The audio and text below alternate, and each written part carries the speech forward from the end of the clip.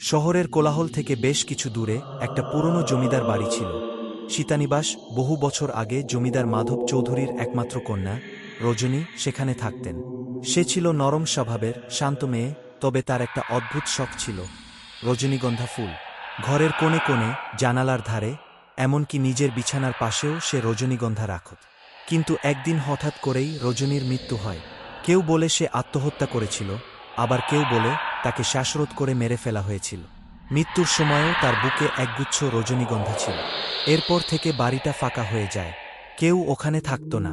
কারণ যারা রাতে বাড়ির পাশে দিয়ে হেঁটে যেত তারা বলে রজনীগন্ধার তীব্র গন্ধ ভেসে আসে। গন্ধের সঙ্গে একটা মেয়ের কান্নার আওয়াজও শোনা যায়। একদিন গ্রামের এক সাহসী যুবক তন্ময় ভূতের গল্পের সত্যতা যাচাই করতে রাতটা কাটানোর সিদ্ধান্ত নেয় সীতানিবাসে।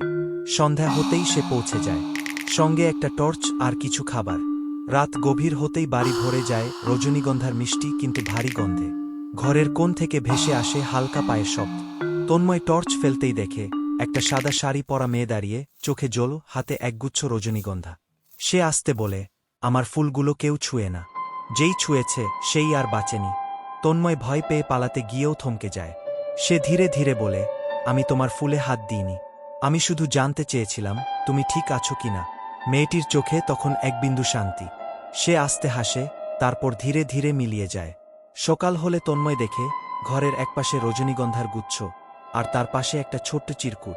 আমার অভিশাপ শুধু তাদের জন্য যারা ভালোবাসাকে অসম্মান করে। তারপর থেকে কেউ আর সাহস করেনি রজনীগন্ধা চুরি করার বা মিথ্যা কথা বলার।